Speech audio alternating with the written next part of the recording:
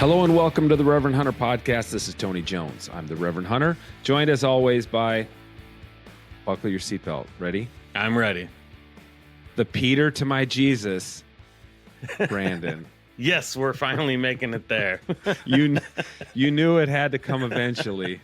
Awesome. How are you doing, Tony? We're at peak Bible sidekick right now. Yeah, where do we go from here with the Bible? Oh, there's a few more, dude. Okay. There's a few more. There's a few post-Jesus sidekicks. Paul, we'll have some Paul in a couple weeks. We might have some apocalyptic, riders on horseback. I don't know, but we have to go in chronological order. We have to get Jesus and Peter, and there we have it. I am fully leaning into my Messiah complex this week on the podcast. Perfect. I had yet another weekend in South Dakota. As I've mentioned here before, I'm a sucker for pheasant hunting, and since they extended the season into late January, I have gone every year. I went this year.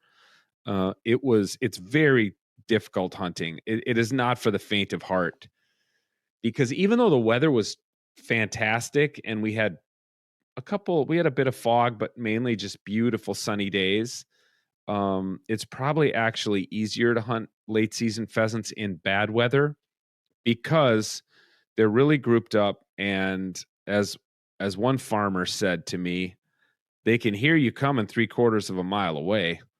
So a lot of times before we even got out of the trucks, we'd see 100 pheasants get up out of a cattail slough and fly away because they're all grouped up. They hear you coming, away they go.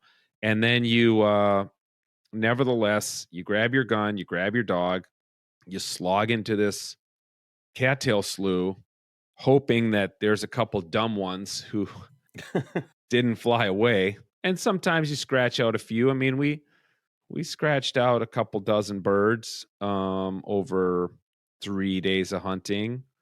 So no complaints. Dogs my dog can barely move. He's so beat. And I burned off a few pounds too, pounding through cattails. But, oh man, we stay at this incredible place now called the Prairie Bridge Lodge. Don't try to get in it because I think we tried to book it up almost every weekend for next season already. Yeah. And it's the same type of hunt we had with Scott Franzen on the Flush TV show, which will be up on YouTube soon. And of course, we'll talk about it when it is. But it's that same type of hunt, tough hunt, but still amazing. Love being out there.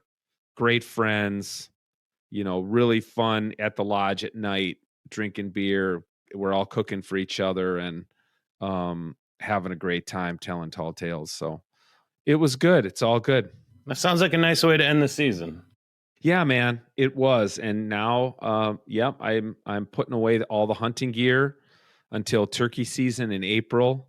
So it's a couple months off. Now I'm actually sitting in my daughter's old bedroom looking at the hardwood floors and what terrible shape they're in, because that's the next project, is refinishing all the hardwood floors in the upstairs of our house. And yeah, that's going to be a rough one. Wow, that sounds like a blast.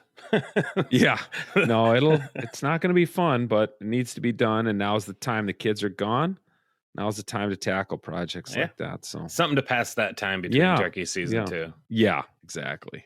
How about you? What's shaking? Not much, man. Not a whole lot. I worked at my live music gig over the weekend, so that was pretty much all I did. It went pretty well. Okay. Yeah.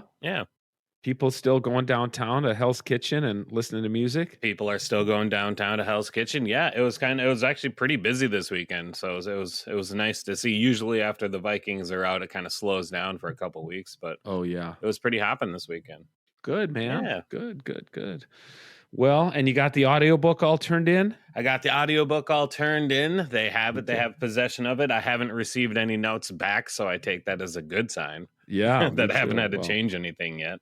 I'm grateful. It's coming up. That's April 2. It'll be available. And it's funny, Brandon, I hear more and more people when they here I have a book coming out. The first question is it going to be on audiobook? Because I don't really read books, but I listen to them. Yeah.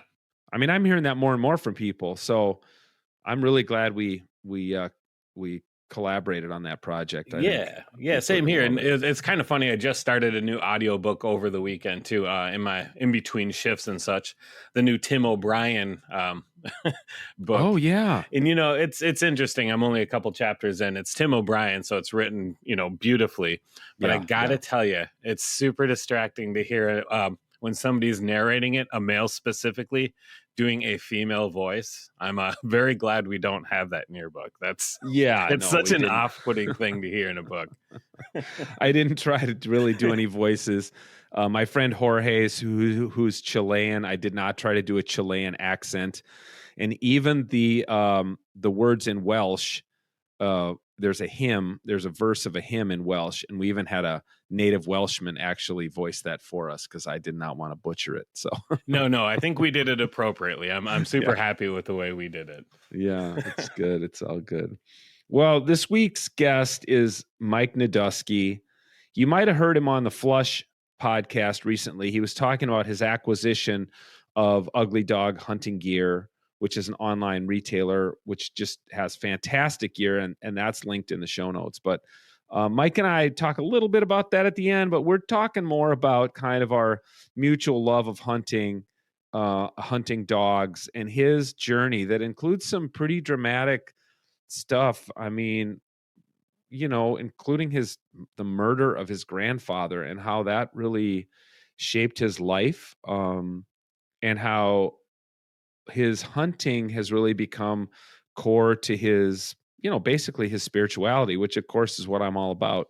That when the outdoors become core to someone's spirituality. So, it's a great conversation. He's a great guy, good new friend. And anytime I find somebody who's like as crazy and passionate about upland bird hunting as I am, I like, okay, save that guy's contact information because I'm a lot of times just looking for somebody to go out with me, and I think he's one of them. He might be in the future, but yeah, he's a great guy. And Brandon, thanks again for coming over to my house to do a live recording. Oh yeah, it's a blast. I get to pet your dogs the entire time and hang out. It's fun for me. Crosby does like to snuggle up right under your legs, and Luna's usually on the couch next to you in your normal recording spot. So yeah, the first thing I do when I get there and I'm set up is I snap a picture to my partner so she can see the dogs. Oh, that's awesome. I love it. Yeah.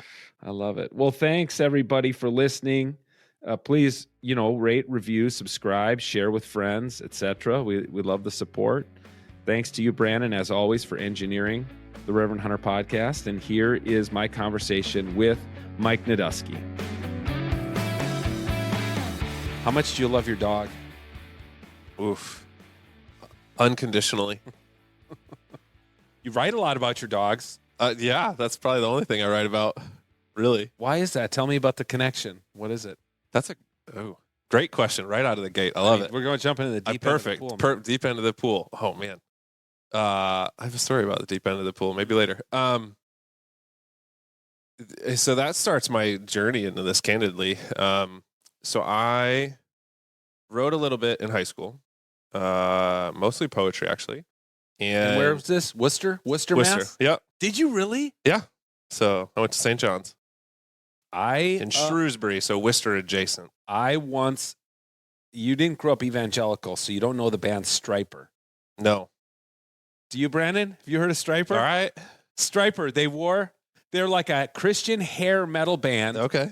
And they wore yellow and black striped because, like, by his stripes we are healed from Isaiah. And I once drove down from college to the Worcester Centrum to watch Stryper in concert. Nice. Anyways, Perfect. I have a little experience. That's a little I once taste of dated home. a girl from Worcester too. That's not a story we won't get into. That's fair. Yeah. So I grew up out east, and so anyway, I wrote in high school, mostly like poetry and messed around with stuff. And then candidly, my grandfather died, and I stopped writing. I couldn't. Really? How old were you? 16. Dang. Yeah. You were close to him? Very. Okay. Yeah, immensely. And it was one of those where at the time I was self-aware enough to go, like, if I scratch this scab, I don't know what's going to come out and I don't trust it and I won't do it. And it's funny now that I think back on that. So fast forward 25, I get a bird dog and I'm like all consumed with it. Like training. Stop. Oh, you're jumping. Like, I know it's a whole lot of holes to things, but you asked about writing. So I know, but the bird dog, man, I mean, at 25, you just went out and got a bird dog. Like, I mean, had you grown up hunting in Worcester? Yeah. So that's part of why I was really close to my grandfather. So I grew up on a farm out east, a very sort of typical, like, patriarchal hunting family. My dad hunted, my dad's dad hunted, and so that's how we spent all fall together. Hunting what? Deer, whitetail deer. Okay. So my dad and my grandfather had hunted ducks when, like, way before I was born. So I was strictly a deer hunter. Yeah. And did that, loved it. I would actually tell you, so I gave up when he died. I gave up writing and I went hardcore into deer hunting. Like, I hunted a ton. So through high school, all through high school. My parents would tell you, if I came home from college, like for Thanksgiving, they saw me when I was napping on the couch between 11 and 1, and then I was back in the woods, and then I'd get out of the woods and go see my friends. What was it about deer hunting you loved so much? I think that's what we did. And so it was a way to stay close to him. And I grew up on a family farm. And so, all of our stands were ours. There was his stand, there was mine, there was my dad's, I'm sure you have this on your farm. Like, you call things by certain places. So for us, it was the ledges or the crater or, the cedar swamp, those types of things. Mm-hmm. And so it became like this sanctuary for me. And so I did it all the time. And so to not super fast forward, so I left for college. I actually came out to the Midwest for college. I went to Marquette. Loved that experience. I actually look back now and go, I don't know how I didn't really hunt through college. I did a little bit, and I'm sure we'll get to that. I have a couple now really good friends that I had met in college that hunted sort of my last couple of years in college, that we did some bird hunting, mostly ducks. And so get through college, go to graduate school. I go to graduate school at Clemson. In what field? College student affairs and counseling. So basically counseling college students. Okay. And I'm in the South. I'm in graduate school. I don't really hunt at all. Get out of graduate school, move to St. Louis, working for a small university there. And I'm finally have time again. I'm like, I want to get into deer hunting, back into deer hunting. So I would still go home and deer hunt the farm over holidays, but wasn't really deer hunting at all. So I'm in St. Louis. I realized that deer hunting there, if you're going to hunt with a gun, because that's how I grew up, was rifle hunting, the season's like 8 days. Yeah. And where I grew up, because we owned a farm, you could hunt for 2 months with a rifle. No kidding? Yeah. So on landowner tags. Dang. Okay. And so I'm like, well, this isn't going to work. So I start bow hunting. That's what led me to a dog, candidly. So I bow hunting, and I want a dog that will blood track. And but I like I mentioned in college, I dabbled in waterfowl a little bit. And in my younger years, I remember seeing a German Wirehair Pointer in Outdoor Life or Field and Stream when I was young, and went, that thing looks cool. Mm-hmm. And I remember this. I wish I could find it, in the archives. If I had the time, I would go back and look. There was this thing like, here's the environment that it's suitable to be in. And I remember distinctly, it was like, this is not the dog to have in an apartment. Ah, yes. And I was a hall director. So I was living in an apartment in a dormitory. Mm-hmm. And that's what I went and got. And through that, I mean, that changed my life, candidly. And so I get this puppy, and I have no idea what I'm doing, but I'm a total input. Have you ever done Strengths Quest? It's yeah. So, and everybody has different, whether they love it or not, but there's a category in there called input, about like, you're like an information nut, and I am a hardcore input person. So I like immerse myself in the dog thing. Okay. Reading books and blogs and all of this stuff. Turns out the guy that owned the sire of the litter lived like 5 minutes from the university that I worked at, unbeknownst to me. So he calls me up out of the blue one day and says, "Hey, I'm going to train Leo. I want to see the puppy. Will you come with me?" And he proceeds to take a completely finished dog out of the truck and do some stuff with it. And I'm like, "Wow." And he handed me the gun and went, "Can you shoot birds for me? Because I got to handle the dog." Yeah. And I didn't have the heart to tell him I'd never killed a bird with a upland bird with a shotgun before. But I'm like, "I'll be okay, sure." And all of a sudden it clicked in my head like, oh, if I do this dog training thing, like I get to hunt all year round, kind of. And I became the kid that like followed him around, like, where are you training? How can I help? What can I do? How can I get involved? But to go back to your writing question and how I kind of got here, I was trying to find everything and anything that I could about dogs and hunting and birds, and I literally stumbled upon the blog Mouthful of Feathers, and it was these guys that were writing more literary style stuff about bird hunting, particularly in the West. And candidly, they were also talking about like the public lands movement and conservation. And so through that, I fell in love with the writing and conservation. That's what led me to BHA and my path in other conservation organizations in my career. But it got me to write again because I went, oh, this is like a thing. I wonder if I could do that. And at the time, I started like a WordPress blog and just threw stuff up there. And from there, I never really wrote for publication, but I just it became like a good outlet for me. Moved a bunch from a career perspective and personal life, and then COVID happened.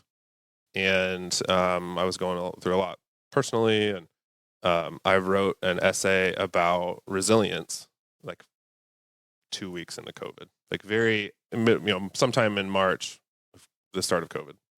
And I put it on my blog and I put it on Facebook. And through my volunteer work, I had become friends with Eddie Nickens, who is a writer for Field and Stream and Garden and Gun and a host of places, very well known. And Eddie texts me, I'll never forget this. He texts me and we have a good relationship, and I'll leave out the expletives, but it was, "Hey man, I didn't know you were a expletive writer." And I go, I'm like, I mean, I'm not Eddie. I'm not you, Yeah. And he was like, "That's really good. You should do more of that." And then I had another friend from graduate school who had left higher ed, become a writer. He texted me the same thing. I had gotten to know Reed Bryan a little bit. He sent me something very similar for another essay that I wrote. And I went, well, if people are telling me that I should do this, I probably should take this a bit more seriously. And then from there, it became a bit of, I needed the encouragement of other people to keep doing it. But then also with COVID and a host of things going on, it candidly just became like a really good sort of therapeutic outlet for me. And over time, it has become this, I'm going to write whatever the hell that I want that comes to mind. And if people read it, great. And it resonates, great. And if it doesn't, oh, well, but I feel better after I vomited it out. So here we are. So you're not trying to necessarily pitch those pieces and make money doing it or anything like that? Or no, I mean, I've certainly sold some essays and things, but I'm not, no, I don't. I've actually talked with Ryan, the new editor for Quail Forever. He lives down in Faribault, and we've hunted a bit. And he's like, "Well, just write something and send it to me." And I'm like, "Okay, or pitch me." And I'm like, "I'm terrible with pitches. Like I generally write it and send it, or I'll call somebody and be like, 'Hey, what do you want?' And I'll try to, if they trust me enough, I'll try to find my way there. But I'm like, I've done it, but I hate it. Like I'm terrible at the how-to stuff." Yeah, the pitching is a funny thing because in my earlier life in like the ministry world, I don't remember ever pitching stuff. I would just write it and send it in, and sometimes it would get published and sometimes it wouldn't. Yeah, but a lot of times it would because people knew me and my name, having my name in the magazine, writing a book review or whatever was good for them. But yeah, it's different in this world where I'm not known. And pitching like Tom Carpenter at PFJ, he doesn't want a full article at first. No, he wants an idea. Yeah, and then he wants to shape that idea. Which, like, my last piece he took it in a totally different direction than I wanted to take it, but it was still, Sure. he was probably right. And, it's still, I was very happy with the thing, and he published it, and, Yeah, it's funny. So you interviewed Worth, and I actually just listened to that recently on a trip, and what I've learned to do is I keep a notebook on my center console, and I'll just write down ideas. And so even just that conversation that you all had, like, got me spinning in my head about stuff. And so, yeah, I would tell you, Worth is the best editor on the planet. In my experience, I wrote a piece for him for Tom Beckby, and he literally sat on the phone with me for 2 hours, and we literally read it out loud on the phone to each other. Gosh, that's funny. But he didn't. I've had editors, and this is probably more in the how-to space of like trying to shape it, like you said. And maybe it's ego, I don't know, but I'm like, no, I wrote what I wrote. Like, okay, let's just, in case Worth is listening, I'm just gonna read to you a little text I had with him today. Okay. I texted him, just had lunch with Lucas Leaf, executive director of Sportsman for the Boundary Waters. Dave Simonet is on his board, which led me to bring up your name because, of course, we're absolutely friends with Dave Simonet. Quote, I hear he's a tough editor, Lucas said. I did not correct him. And then Worth, ha, ha, ha, ha, ha, hell, you know more about language than I do. I just hear music in the words. Because here's a funny thing. I'm just going to call out Worth. Yes, Worth is a great editor, and I was happy to write for him, and I love my Tom Beckby vest that I got. Love it. I'm going to write for him again just to get some more Tom Beckby gear. But in his notes, he got something grammatically wrong that I got grammatically right. Now, this dude was a Marine, sure, and I have a PhD. So, like, we have different areas of competence. You know what I'm saying? For sure. Yeah. I mean, he's a great writer, but I think that's right. I think a lot of people would say I'm a really tough editor too, but tougher on the grammatical side. Okay. Than on the I hear the words that sing side. Yeah, I resonate with that. He's a great editor. Well, I mean, he gave me the full Marine beatdown on passive voice, and so now when I write, I literally have Worth in my head of Mike, like, but no, change that. He wrote on one of the things, no passive voice, and I'm like, that's not a passive voice. That is a past participle. It's not or it was a pluperfect verb or something. It was like, you want to go deep in the weeds, bro? I live in those weeds. Yeah, that's great. I'm waiting for you in those weeds. Come on, let's go in the weeds. Nice. So that's my funny little Worth. But what a great guy and a great addition to my life. And by the way, I have convinced him to come up here for rendezvous. Oh, perfect. Because then I dangled the carrot of turkey hunting up at our land afterwards. So he'll be here. He is a turkey nut. He'll be here in April for rendezvous. I assume you'll be hanging around. I'll be around. Yeah. But to that point, you mentioned like pitching. I guess I pitched Worth what I have published for Beckby. I pitched, but I had known Worth casually, and that was a story that sort of hit me like a bolt of lightning. And I literally texted him like, "Hey, do you know it's Masters time, and I understand the Beckby brand, particularly being Southern." And I was like, "Oh, sure. I have a story about the Masters and my dog. Do you want it?" And Worth, very editorial, write it and send it to me. And I was going to write it anyway. And so I woke up the next morning and vomited it out and sent it to him. Yeah. And then we did the back and forth, but he really didn't change much. It was, for me, it was more grammatical because like him, I also don't have any formal training. I just kind of throw it out there and go from there. Right. That's good. Well, yeah, for people who are listening, the Field Journal at Tom Beckby, it's a clothing company, but their Field Journal has some really, and he curates that space, and it's outstanding. It really is. But don't you find it hard? I remember a pitch I made to the Star Tribune back when they still used freelancers for the Outdoors Weekend section.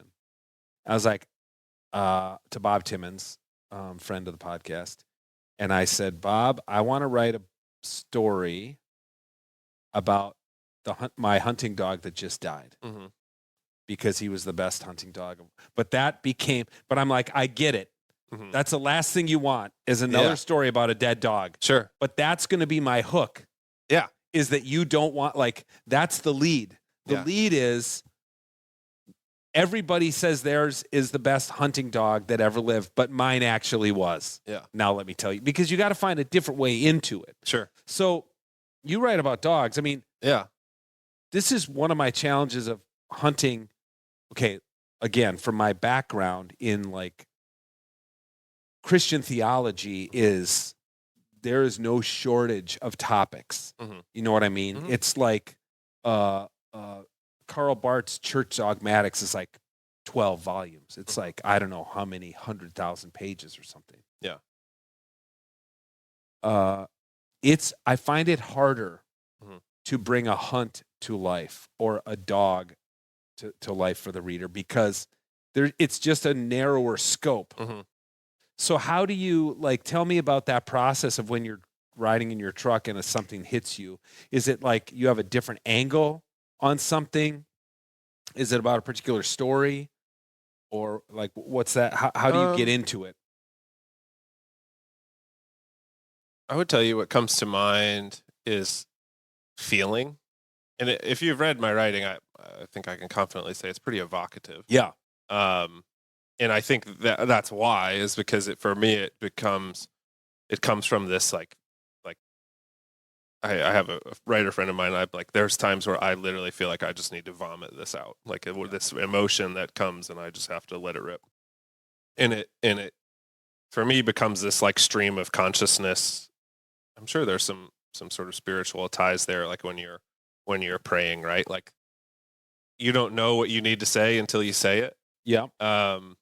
And I think writing for me has become that. And so the best advice I've ever got about writing came from Chad Love, who's the former Quill Forever editor. And he went, write about dogs and bird hunting, but don't write about dogs and bird hunting. Yeah, that's right. And so, yep. I'm absolutely, particularly in some of the pieces about my dogs, writing about that, but I'm also writing about experience. So in the Mouthful of Feathers book, I wrote an essay called On Love and Bird Dogs. And I write about losing my wire hair, but I also wrote about getting divorced. Mm-hmm. And the parallels there are very similar. I started with I didn't get into bird dogs to fall in love, and I didn't get into this to have my heart ripped out of my chest either. Bro, that's my whole book that's coming out in April. I mean, that's my whole book is going through a divorce and dogs and hunting saving my life. Yeah. And so that's how I tend to look at it. All right, so here is this experience that I had, and how does that make me feel about as a microcosm of other bigger things going on either in my life or the world or whatever. So that piece I mentioned about resilience in COVID, the reason that I wrote about it was because COVID had just the world shut down. Yeah. And my best friend's grouse camp that we had all gone to for years was a trailer in northern Wisconsin, and it collapsed due to snowpack. And so I basically wrote about how that, we're all getting punched in the mouth right now, and this was sort of the last uppercut of the round that puts you down.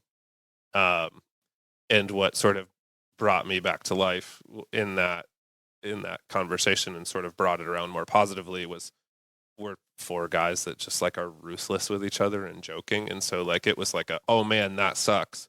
We're still going grouse hunting next season, and we'll figure out what that looks like. Mm-hmm.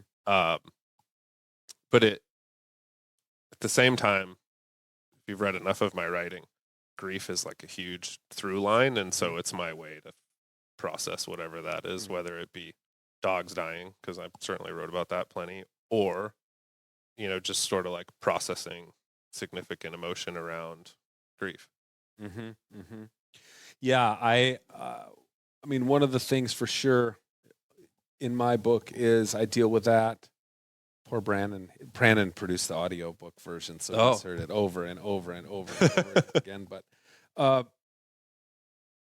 Yeah. I mean, I have a whole chapter about death and the death. I mean, I kind of weave back and forth between killing a deer and watching my father die. And yeah, I was just thinking about this today, even how, okay, here's what I was thinking about today. I'm going hunting in South Dakota this week again, because I'm awesome. I'm insane. Not by my account. I think that's incredible. I'm jealous. I'm completely insane. So I'm going back in late January, which I've done now every year since they extended the season, for suckers like me to spend more money. That's the only reason they did it. It's just like a brazen money grab for people like me who are crazy about pheasant hunting. And so I sometimes I admit I fall into this little trap of like watching YouTube videos of guys pheasant hunting with like the GoPros on their hats. Yeah. There's a lot of that out there. And once you start watching them, you just get served them more and more and more and more. The algorithm is strong. Oh, yeah. And I'm the target market for the slow-mo shot. And that's what got me today, Mike. I watched one short, and it was a bird got up. It was a perfect point, flush, boom. But it was in slow motion. And then the next one that got served to me was a short of a guy shooting a buck.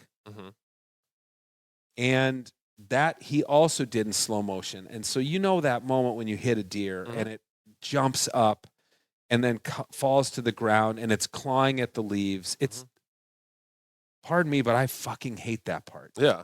You're watching the life go out of it. Hate it. Yeah. I surely don't want to see it on YouTube. And that's what I saw twice today. And then I thought to myself, it affects me a lot more seeing this deer do that than it does seeing a bird. But you can see when it's in slow motion, that bird is not dead when it's falling to the ground. You know what I mean? It's still trying to live. Yeah. And I thought to myself, like, I probably need to drink less in 2024, and I probably need to watch less videos of animals dying in slow motion in 2024. Because it just seemed to me like not healthy. Yeah. Not okay. Not the way it was meant to be. Yeah. Well, and those, what comes to mind is like the celebration of the death or the killing, where it's at least for me, like that is totally not why I go. I mean, it's a part of it, and I think it's Leopold or somebody that talks about like you've got to have the killing part to sort of complete the process of what you're doing, and I love eating what I kill and all of the types of things. And for me, particularly with the dogs, like you've got to complete the cycle with the dog to get the bird in its mouth and all of those types of things. But it's such a small fraction of the part of it. But to have all this, like the slow-mo be just that one part, like it doesn't do it for me. No, it doesn't for me either. And I just think, well, that's not the way. This is a cliche way to say it, but like it's not the way God intended it to be, for us to be watching animals die in slow motion. Yeah. Just like you watch the NFL games and watch like no ref could know. No ref in real time could know if that ball was fumbled or not. Yeah. And then they slow it down and they got all the high definition. It's like, oh, well, they overruled the ref. I mean, because the ball came out like a fraction of a second before his knee was on the ground. Yeah. Stuff like this. And I think that's not natural either, but that's like a man-made thing. Yeah. But the death seems like shouldn't be in slow motion. No. I'm glad we agree. No, I don't know. Tell me about you just mentioned like prayer, connecting with God. What's your journey been in that, and how has hunting intersected with that? It's been a windy road. So grew up Catholic, went to private Catholic school pretty much my entire life except kindergarten and graduate school. So I went to private all boys Catholic high school, went to Marquette, so Jesuit college, and absolutely appreciated faith and the values that brought about. at the same time, so I mentioned my grandfather dying. So critical point of that is that my grandfather was murdered. And so for me, the way I took that when that happened, I went very like, I didn't go necessarily anti-God or anti-religion in behavior, candidly by the grace of God, but I went very away from religion in that I was like, how do bad things happen to good people, and God wouldn't let these types of things happen. And so I just sort of hung it up. And I wouldn't necessarily say that I became, an atheist or agnostic, but I just sort of like went like, organized religion is not for me, particularly. So that happened, there was also, we were like super steeped in conflicts in the Middle East that, particularly from their perspective was, there's a lot of like religious conflict in the Middle East and all of those types of things. And I was like, organized religion is responsible for a whole hell of a lot that's not going right in the world. I need to take a break. At the same time, still go to a Jesuit college, still would go to mass on occasions. But really just kind of let it be. And went about my day-to-day life somewhat thinking about higher power, and didn't really pay attention to it until, was it 2020? November of 2020. So I mentioned the guys I met in college that I hunt with. One of them moves to Dallas, is very successful in commercial real estate, has a big deer lease. And so he invites us all. They're on a deer management program. He invites a bunch of our fraternity brothers down, and we go deer hunt and help them with their deer management, kill a bunch of does. It's a good time to reconnect.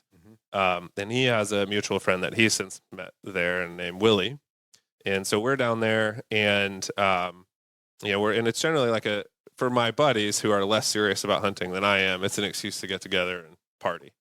I want to go hang out with my friends, but I also really like a freezer full of venison. And now that I bird hunt, I don't really have time to go deer hunting. Like I got a bird dog and I stopped deer hunting pretty much. And now I like shoot the first doe I can and put it in the freezer, and I go back to bird hunting. So we're down there, and alarm goes off one morning, and Willie comes into our trailer. We stay in these big metal Connex containers that we've refinished and whatever. So he comes in and he goes, Deuce, get up. They all call me Deuce. That's my college nickname. Like, he goes, Deuce, get up. You're hunting with me today. I'm like, okay, cool, Willie. So I get up and we go out, and Willie and I spend all day together hunting. We hunt all morning, come back for lunch, hang out, go hunt all afternoon. And I don't usually talk about this with them, but it's the anniversary of my grandfather's death. And it like that, I have it tattooed on me. Like that day is like, seared into me. So I'm like carrying this all day. And we like, don't really talk about it very much. And right at like last light, I have an opportunity to shoot a deer. And I can't, and in my head, like now it's like this thing, like I'm going to kill a deer. It's the anniversary, blah, blah, blah. And I'm like, the blind we were in, it came up the right side of the blind. I'm on the right, and I just can't like swing far enough over to get it. And it's like, right, it's from me to the road. It's 40 yards, the road as I'm seeing it sitting here in your living room, it's right there, and I can't get it done, and I'm pissed. But the sunset's beautiful. He actually, he was taking like a time-lapse video of the sunset. So we just sat there and watched the sunset. And we had been together, had a great conversation, really connected. We didn't really know each other that well before that, and had really bonded throughout the day talking about business and life and all this type of stuff. Talked a little bit about, he's particularly religious and very spiritual, so talked a little bit about that. And so we're sitting there, the sunset goes down, it's dark. And I'm talking dark, like can't see him sitting next to me dark. And I go, Willie, I got to tell you something. I told him about my grandfather and how that today's the day. And he goes, I woke up this morning and God told me I should go hunting with you today. And I didn't know why, but I'm glad I listened. And I don't know where I would be now 3 years later, had we not had that conversation. The best part of that story is, so this like breaks the dam of like the spirituality conversation. So we hunt together the next morning. And so then our whole conversation the next morning is about spirituality and religion, and all these types of things. And through a very sort of windy. Actually, wrote partially a story about this for Strung.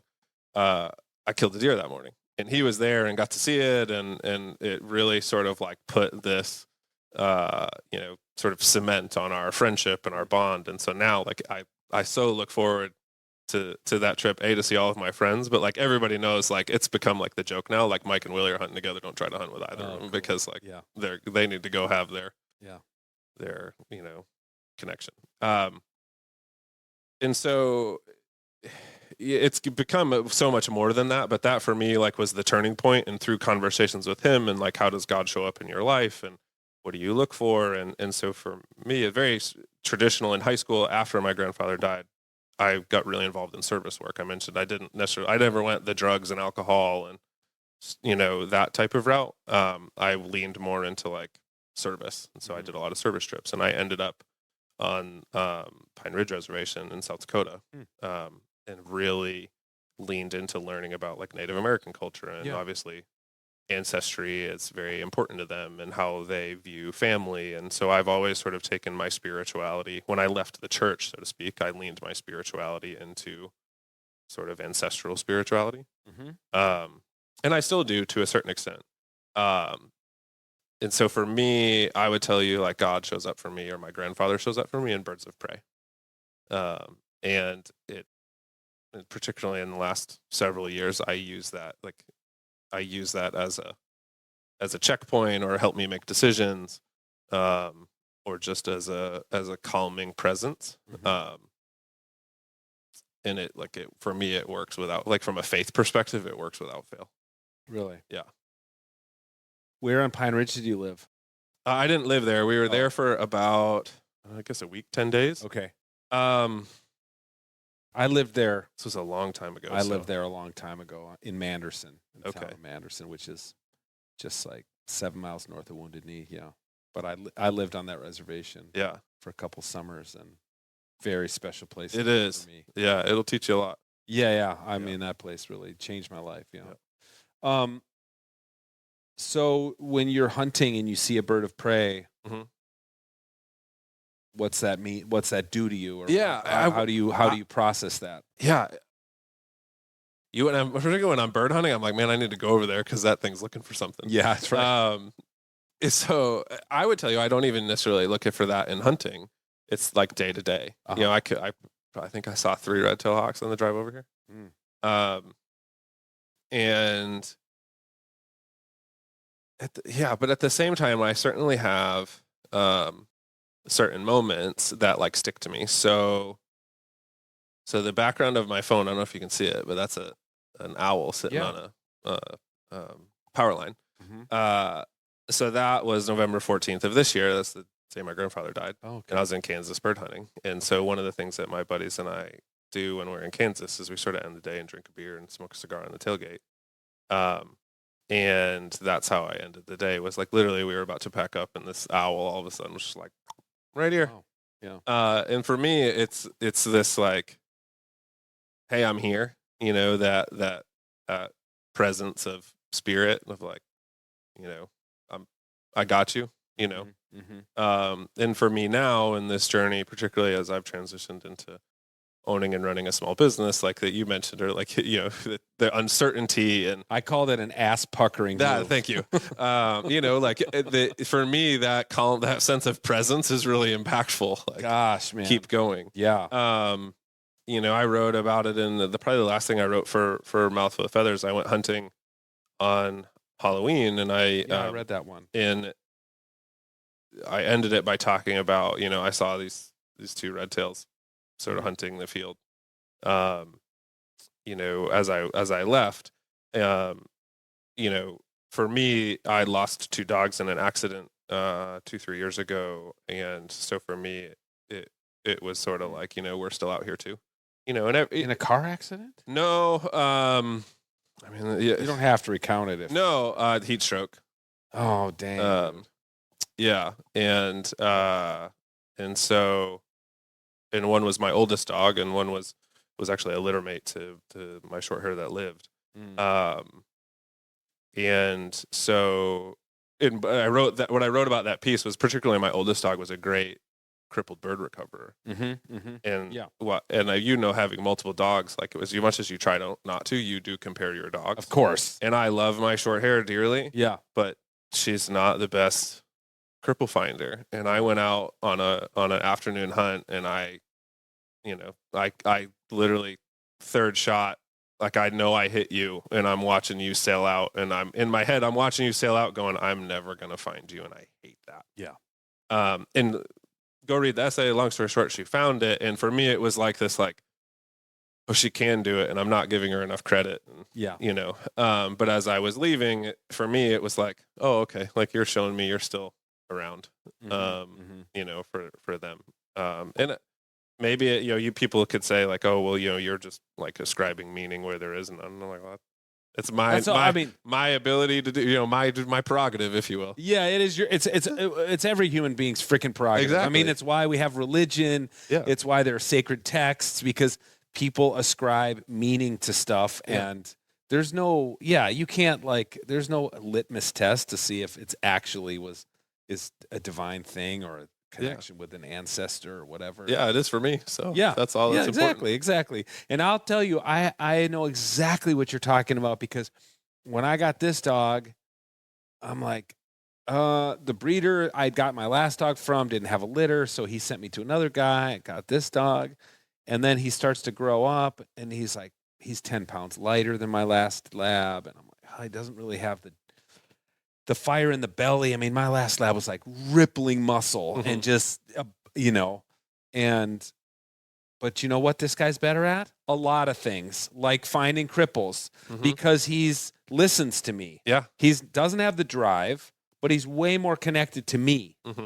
And so if I tell him to go into some cover to find a bird, he just is like, oh, okay, there must be a bird in there. Like, he doesn't give up. Yeah.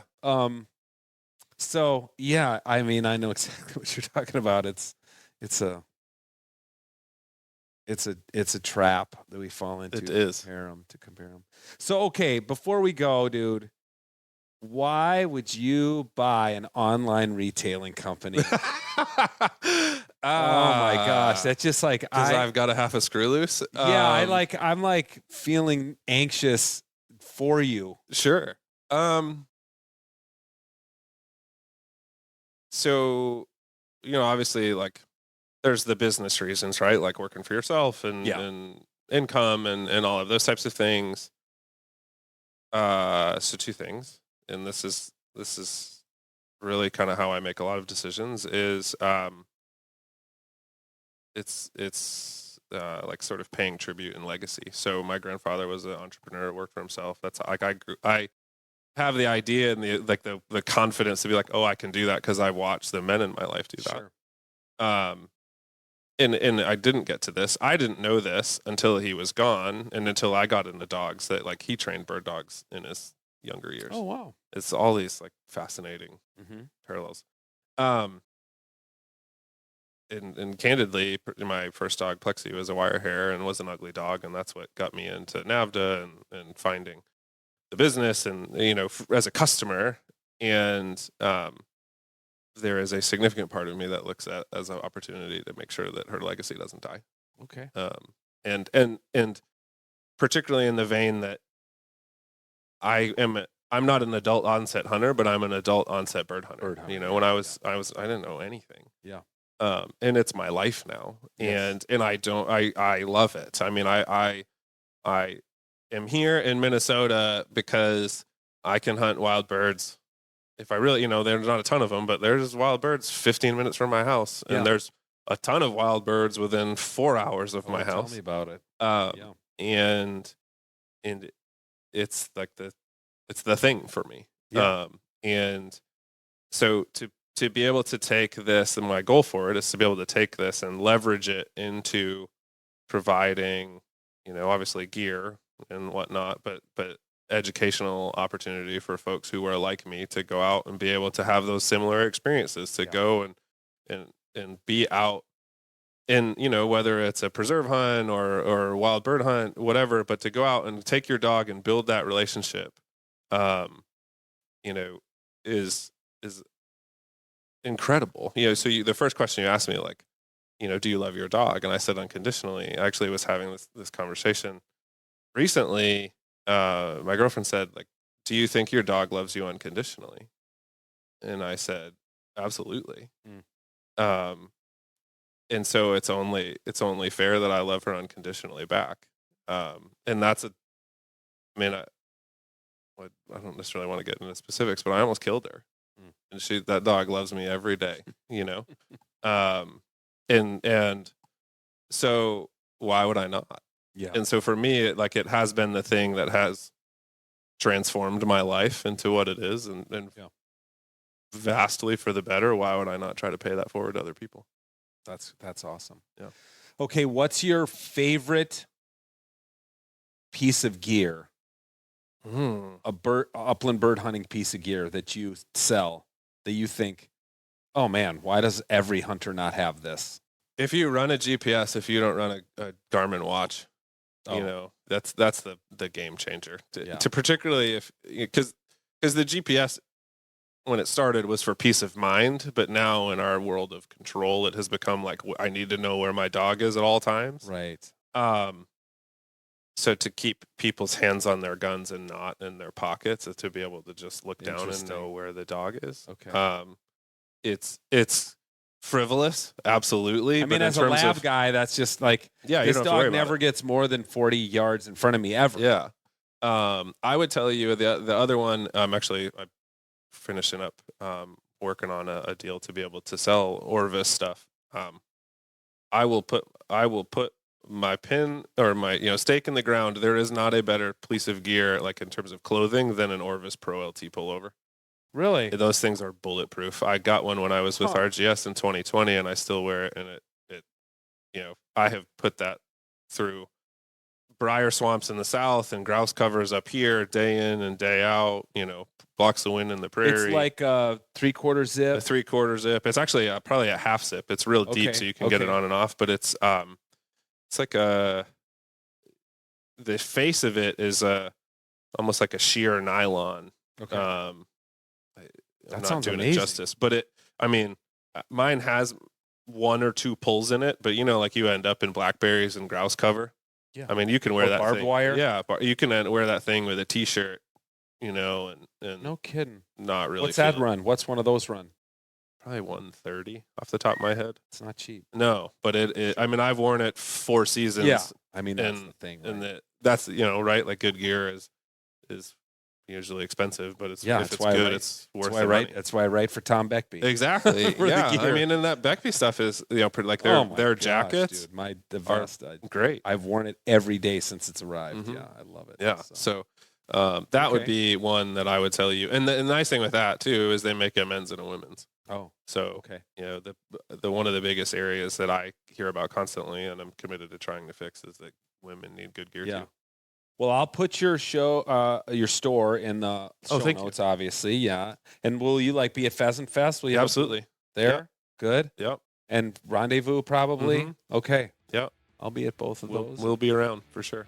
Well, thanks, man. Thanks for coming on, and it's great to get to know you better. And I'd love to hunt sometime. I don't have a guy who can probably go out in the short tail grass.